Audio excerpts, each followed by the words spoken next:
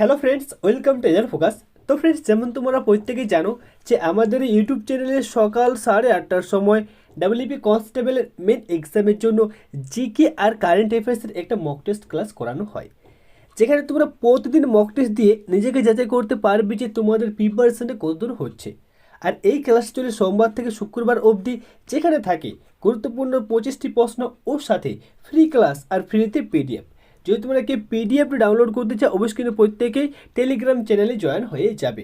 তো চলো ফ্রেন্ডস, আজকের এই ক্লাসটাকে আমরা শুরু করি। তো ফ্রেন্ডস, তার আগে তোমাদের কাছে একটাই রিকোয়েস্ট থাকবে, যদি তোমাদের এই ক্লাসটা ভালো লেগে থাকে অবশ্যই কিন্তু ক্লাসটাকে লাইক করে দিও, ঠিক আছে? আর যারা যারা নতুন হয়ে থাকো এই চ্যানেলে, অবশ্যই কিন্তু চ্যানেলকে সাবস্ক্রাইব করে নেবে এইভাবে নতুন নতুন ক্লাসগুলো পাওয়ার জন্য।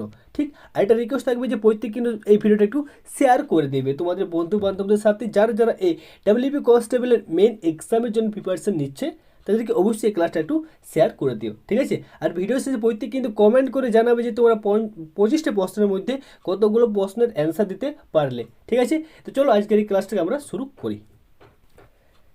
তো দেখো ফ্রেন্ডস, প্রথম যে প্রশ্ন হচ্ছে, স্বাধীন ভারতের প্রথম স্বরাষ্ট্রমন্ত্রীর নাম কি? প্রত্যেক কিন্তু অ্যান্সারটা আমাকে জানাবে। কি হবে সঠিক উত্তর? Sardar Vallabhbhai Patel, option A, option B Mahatma Gandhi, option C Jawaharlal Nehru, আর অপশন ডি হচ্ছে নেতাজি সুভাষচন্দ্র বসু। তো প্রত্যেকে জানো অ্যান্সারটি কি হবে?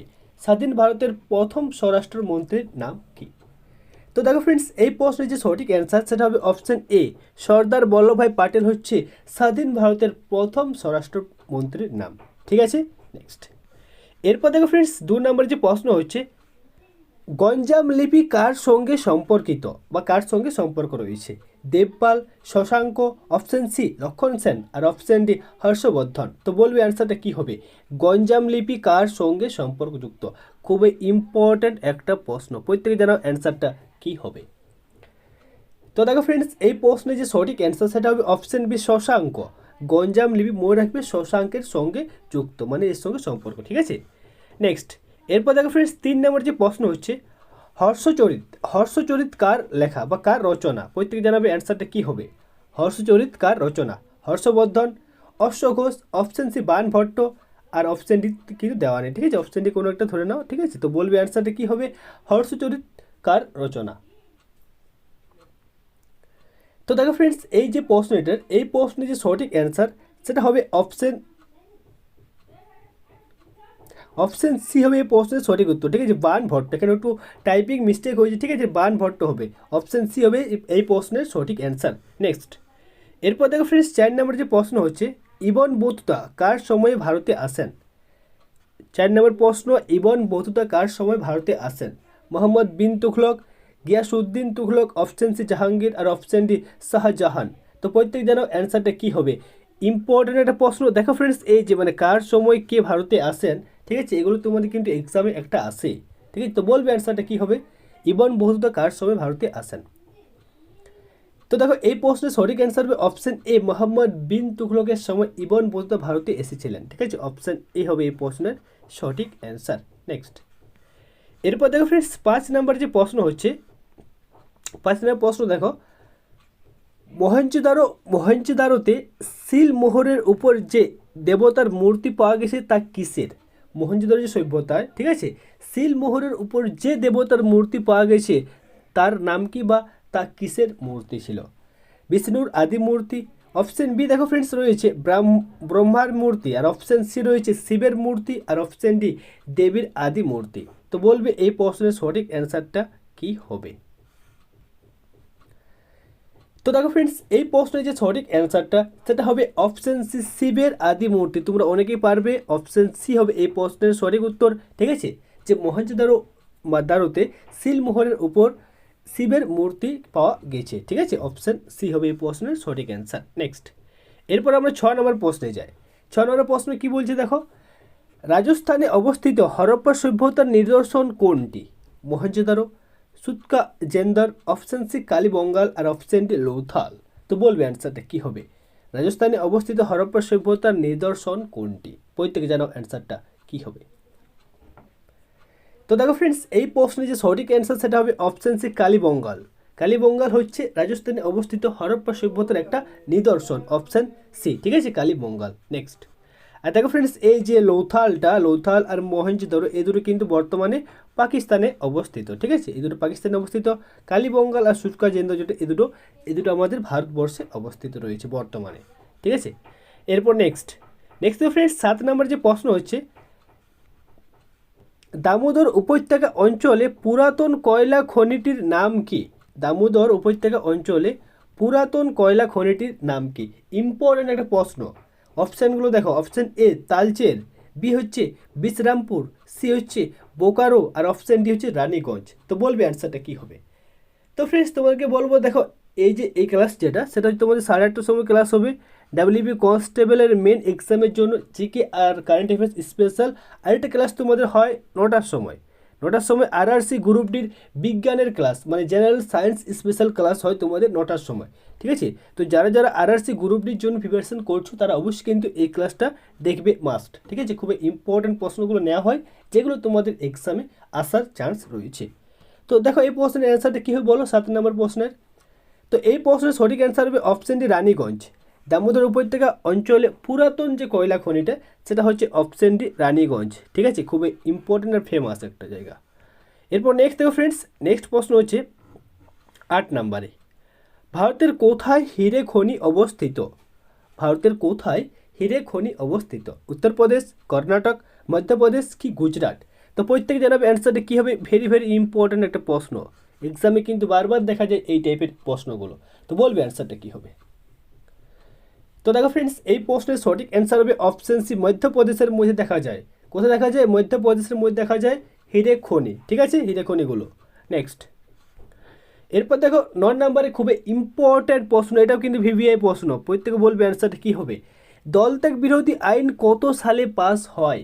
দলত্যাগ বিরোধী আইন যেটা, সেটা কত সালে পাস হয়? আর প্রত্যেক জানাবে তো যে এটা আমাদের সংবিধানে কত নাম্বার তপশিলে আলোচনা করা রয়েছে এর নিয়ে, প্রত্যেক জানাবে এই দুটো অ্যান্সার। দলত্যাগ বিরোধী আইন কত সালে পাস হয়, আর এই যে দলত্যাগ বিরোধী আইনটা সেটা আমাদের কত নাম্বার তপশিলে রয়েছে। তো দেখো ফ্রেন্ডস, এই প্রশ্নের সঠিক অ্যান্সার হবে অপশন এ 1985 সালে। 1985 সালে দলত্যাগ বিরোধী আইনটা সেটা পাস হয়, ঠিক আছে। আর এটা মনে রাখবে 10 নাম্বার তপশিলে রয়েছে, আমাদের 10 নাম্বার তপশিলে আলোচনা করা রয়েছে দলত্যাগ বিরোধী আইন সম্পর্কে, ঠিক আছে। নেক্সট এরপর দেখো 10 নাম্বার যে প্রশ্ন হচ্ছে, সুপ্রিম কোর্টের বিচারপতিদের অবসর গ্রহণের বয়স কত? 60 বছর, 62 বছর, 65 বছর কি 70 বছর? প্রত্যেকে জানাও অ্যান্সারটা কী হবে। সুপ্রিম কোর্টের বিচারপতিদের অবসর গ্রহণের বয়স কত? তো দেখো ফ্রেন্ডস, এক্ষেত্রে দুটো কনফিউশন হয়, একটা হয় হাইকোর্টের যে মানে বিচারপতিদের অবসর গ্রহণের বয়সটা, আর সুপ্রিম কোর্টের। তো তোমার দুটো ক্লিয়ার করে দিই। দেখো হাইকোর্টের যেটা সেটা তোমাদের বলে 62 বছর, ঠিক আছে, ম্যাক্সিমাম 62 বছর। আর সুপ্রিম কোর্ট সেটা মনে রাখবে 65 বছর, ঠিক। তো এর অ্যান্সারটা হবে অপশান সি, 65 বছর হচ্ছে সুপ্রিম কোর্টের বিচারপতিদের অবসর গ্রহণের বয়সটা। অপশান সি হবে সঠিক অ্যান্সার। নেক্সট এরপর দেখো 11 নম্বরের যে প্রশ্ন হচ্ছে, মরুভূমির দেশ কাকে বলা হয়? অস্ট্রেলিয়া, এশিয়া, আফ্রিকা কি ইউরোপ? কোনটা হবে সঠিক অ্যান্সার? প্রত্যেকে জানাও, খুব ইম্পর্টেন্ট প্রশ্ন, মরুভূমির দেশ কাকে বলা হয়? তো দেখো এই প্রশ্নের সঠিক অ্যান্সার হবে অপশন সি, আফ্রিকাকে বলা হয়। কাকে বলা হয়? অপশন সি, আফ্রিকাকে বলা হয় মরুভূমির দেশ। অপশন সি হবে এই প্রশ্নের সঠিক অ্যান্সার। আচ্ছা নেক্সট এরপর দেখো 12 নম্বরের যে প্রশ্ন হচ্ছে, আর্জেন্টিনার রাজধানীর নাম কি? আর্জেন্টিনার রাজধানীর নাম কি? বলবে অ্যান্সারটা কি হবে। তো দেখো ফ্রেন্ডস, এই প্রশ্নটার সঠিক যে অ্যান্সার সেটা হবে অপশন এ, বুয়েন্স এয়ার্স হবে এই প্রশ্নের সঠিক অ্যান্সার। মানে আর্জেন্টিনার রাজধানীর নাম হচ্ছে বুয়েন্স এয়ার্স, ঠিক আছে। কাবুল তো হবে না, আলজেরিয়াস হবে না, আর বাবু তো হবে না, ঠিক আছে। অপশন এ হবে এই প্রশ্নের সঠিক অ্যান্সার। নেক্সট এরপর দেখো ফ্রেন্ডস 13 নম্বর যে প্রশ্ন রয়েছে, বক্সিং কোথায় খেলা হয়? দেখো তোমাদের খেলা রিলেটেড কিন্তু এক্সামে প্রশ্ন আসছে, ডাব্লিউপির এক্সামে তোমরা প্রত্যেকে জানো, ঠিক আছে। 2 থেকে 3টে প্রশ্ন কনফার্ম, 100% কনফার্ম তোমাদের দেয়। তো বলবে অ্যান্সারটা কী হবে, বক্সিং কোথায় খেলা হয়? পিচ, লিঙ্ক, রিং কি ডায়মন্ড? কোথায় খেলা হয়? প্রত্যেকে জানো অ্যান্সারটা কি। ভেরি ভেরি ইম্পর্ট্যান্ট একটা প্রশ্ন। এখান থেকে আরেকটা প্রশ্ন হয় যে টি যে শব্দটা সেটা কোন খেলার সাথে যুক্ত? ঠিক আছে, টি শব্দটা কোন খেলার সাথে যুক্ত? তো এই দু টাইপের মানে দুটো প্রশ্ন হয় যেগুলো ইম্পর্ট্যান্ট আর এক্সামে বারবার আসে এই প্রশ্নগুলো। তো বলো এই প্রশ্নের অ্যান্সারটা কী হবে? তো বক্সিং কোথায় খেলা হয়? এই প্রশ্নের সঠিক অ্যান্সার হবে অপশান সি, রিংয়ে খেলা হয়। আর তোমরা প্রত্যেকে এটা আমার কমেন্ট করে জানাবে তো যে টি যে শব্দটা সেটা কোন খেলার সঙ্গে যুক্ত রয়েছে, টি শব্দটা প্রত্যেকে জানাবে, ঠিক আছে। নেক্সট, এরপর দেখো ফ্রেন্ডস 14 নাম্বার যে প্রশ্ন হচ্ছে আগা খান কাপ কোন খেলাতে দেওয়া হয় বা কোন খেলার সঙ্গে যুক্ত রয়েছে এই কাপটা? বলবে অ্যান্সারটা কী হবে? বাস্কেটবল, টেবিল টেনিস, হকি কি ফুটবল? তো দেখো ফ্রেন্ডস আগা কাপ মনে রাখবে এই যে কাপটা সেটা কোন খেলার সঙ্গে দেওয়া হয়? এটা দেওয়া হয় হকি খেলাতে, অপশান সি। হকি খেলার দেওয়া হয় আগাখা কাপ, অপশান সি সঠিক অ্যান্সার, ঠিক। তো দেখো ফ্রেন্ডস এই যে কোন খেলাতে কোন কাপগুলো দেওয়া হয় আর কোন খেলাতে কোন শব্দগুলো রয়েছে, ঠিক আছে, আর কোন খেলার মানে কোন দেশের জাতীয় খেলার নাম কি, এগুলো এক্সামে কিন্তু আসে। অবশ্যই কিন্তু প্রত্যেকে এগুলো রেডি করবে, যারা যারা ডাব্লিউপি কনস্টেবলের মেন এক্সামের জন্য প্রিপারেশন করছো তারা অবশ্যই এগুলো একটু করে নেবে, ঠিক আছে। এরপর দেখো 15 নম্বর যে প্রশ্ন হচ্ছে নীল লোহিতা কার ছদ্মনাম? খুবই ইম্পর্টেন্ট ছদ্মনামে একটা দিবে এক্সামে, তো বলবে অ্যান্সারটা কী হবে? নীল লোহিতা কার ছদ্মনাম? সুনীল গঙ্গোপাধ্যায়, রবীন্দ্রনাথ ঠাকুর, অপশান সি আবুল বাসার, আর অপশান ডি রয়েছে বিনয় ঘোষ। তো বলবে অ্যান্সারটা কী হবে? নীল লোহিতা কার ছদ্মনাম? তো এই প্রশ্নের সঠিক অ্যান্সার হবে অপশান এ, সুনীল গঙ্গোপাধ্যায় ছদ্মনাম হচ্ছে নীল লোহিতা, অপশান এ হবে এই প্রশ্নের সঠিক অ্যান্সার, সুনীল গঙ্গোপাধ্যায়। 15টা সঠিক অ্যান্সার অপশান এ, ঠিক। নেক্সট, আর দেখো ফ্রেন্ডস এই যে ভানু সিং এটা রবীন্দ্রনাথ ঠাকুরের ছদ্মনাম, ঠিক আছে। আর বিনয় ঘোষের ছদ্মনাম কি এটা তোমরা কমেন্ট করে জানাবে তো যে বিনয় ঘোষের ছদ্মনামটা কি, ঠিক। নেক্সট, এরপর দেখো কথাকলি কোন রাজ্যের লোকনৃত্য? খুবই ইম্পর্টেন্ট প্রশ্ন। কথাকলি কোন রাজ্যের লোকনৃত্য? অন্ধ্রপ্রদেশ, মহীশূর, কেরল কি কর্ণাটক? প্রত্যেকে জানাও অ্যান্সারটা কী হবে? তো এই প্রশ্নের যে সঠিক অ্যান্সার সেটা হবে অপশান সি, কেরলের লোকনৃত্য হচ্ছে কথাকলি, ঠিক আছে। অপশান সি হবে এই প্রশ্নের সঠিক অ্যান্সার। নেক্সট, এরপর দেখো ফ্রেন্ডস 17 নম্বর যে প্রশ্ন রয়েছে সবচেয়ে হালকা ধাতুটির নাম কি? হিলিয়াম, লিথিয়াম, পারদ কি ব্রোমিন? প্রত্যেকে জানাও তো দেখি এই প্রশ্নের অ্যান্সারটা কী হবে? প্রত্যেকে জানাও সবচেয়ে হালকা ধাতুটির নাম কি? তো এই প্রশ্নের সঠিক অ্যান্সার হবে অপশান বি, অপশান বি হবে লিথিয়াম। লিথিয়াম হবে সবচেয়ে হালকা ধাতু, হিলিয়াম কোনো কিন্তু ধাতু নয়, ঠিক আছে। হিলিয়ামটা গ্যাস, যদি গ্যাস বলতো তাহলে হিলিয়াম হতো, কিন্তু যেহেতু ধাতু বলেছে সেহেতু অপশান বি লিথিয়াম, ঠিক আছে। এরপর নেক্সট তো ফ্রেন্ডস 18 নম্বর প্রশ্ন, খুবই ইম্পর্টেন্ট প্রশ্ন, ভিভিআই প্রশ্ন, এক্সামে বারবার এসছে এই প্রশ্নটা। তো বলবে অ্যান্সারটা কী হবে? এক অশ্ব ক্ষমতা সমান কত ওয়াট? প্রত্যেকে জানাও। 816 watt, 520 watt, 626 watt, option D 746 watt. তো বলবে অ্যান্সারটা কী হবে? তো দেখো এই প্রশ্নের সঠিক অ্যান্সার হবে অপশান ডি 746 ওয়াট হচ্ছে এক অশ্ব ক্ষমতা সমান 746 ওয়াট, অপশান ডি হবে এই প্রশ্নের সঠিক অ্যান্সার। নেক্সট, এরপর দেখো ফ্রেন্ডস 19 নম্বরে একটা প্রশ্ন রয়েছে, প্রত্যেকে জানাবে তো অ্যান্সারটা কী হবে? যখন কোনো জাহাজ নদী থেকে, আচ্ছা নদী থেকে এখানে দেওয়া নেই, নদী থেকে একটু হয়ে যায়, নদী থেকে সাগরে, ঠিক আছে, সাগর হবে। যখন কোনো জাহাজ নদী থেকে সাগরে প্রবেশ করে তখন কোন ঘটনাটি দেখা যায়? অপশান এ, আরও বেশি জলে ডুবে যায়, অপশান বি জাহাজটি ভেসে ওঠে, অপশান সি কোনো পরিবর্তন হয় না, আর অপশান ডি একেই থাকে। তো বলবি অ্যান্সারটা কী হবে? কোনো জাহাজ যখন নদী থেকে সাগরে বা সমুদ্রে প্রবেশ করে তখন কোন ঘটনাটি দেখা যায়? প্রত্যেকে জানাও অ্যান্সারটা কী হবে? তো দেখো এই প্রশ্নের যে সঠিক অ্যান্সারটা সেটা হবে অপশান বি, জাহাজটা ভেসে ওঠে। যখন ধরো এখানে নদী, ঠিক আছে, নদী থেকে কোনো একটি জাহাজ যাচ্ছে, যখন সেটা সাগর বা সমুদ্রে পৌঁছায়, ঠিক আছে, তখন কী হয়? জাহাজটা জল থেকে হালকা উপরে ভেসে ওঠে, ঠিক। নেক্সট, এরপর দেখো ফ্রেন্ডস 20 নম্বর প্রশ্ন, ইম্পর্টেন্ট প্রশ্ন, পেট্রোলের রাসায়নিক নাম কি? ইথার, গ্যাসোলিন, ইথিলিন কি ডিজেল? পেট্রোলের রাসায়নিক নাম কি, মানে কেমিক্যাল নেম? প্রত্যেকে জানাও, প্রত্যেকেই। তো দেখো পেট্রোলের রাসায়নিক নাম বা কেমিক্যাল নেম যেটা সেটা হবে option B, gasoline. Option B হবে এই প্রশ্নের সঠিক উত্তর, গ্যাসোলিন, ঠিক আছে। নেক্সট, এরপর দেখো ফ্রেন্ডস 21 নাম্বার যে প্রশ্ন, বংশগতিবিদ্যার জনক কাকে বলে? বংশগতিবিদ্যার জনক কাকে বলে? মেন্ডেলিফ, অপশান সি বেনেডেন আর অপশন ডি ডারউইন। তো বলবে অ্যান্সারটা কী হবে, বংশগতিবিদ্যার জনক কাকে বলে। তো দেখো ফ্রেন্ডস, এই প্রশ্নের যে সঠিক অ্যান্সার সেটা হবে অপশন এ, মেন্ডেলকে বলা হয়। এখানে কেউ কিন্তু মেন্ডেলিফ করবে না, ঠিক আছে, এখানে মেন্ডেলিফ করলে পর্যায় সারণীতে চলে যাবে, কিন্তু যেহেতু বলছে বংশগতিবিদ্যা সেহেতু অ্যান্সারটা হবে অপশন এ, মেন্ডেল। বংশগতিবিদ্যার জনক বলা হয় অপশন এ, মেন্ডেলকে। ঠিক, নেক্সট।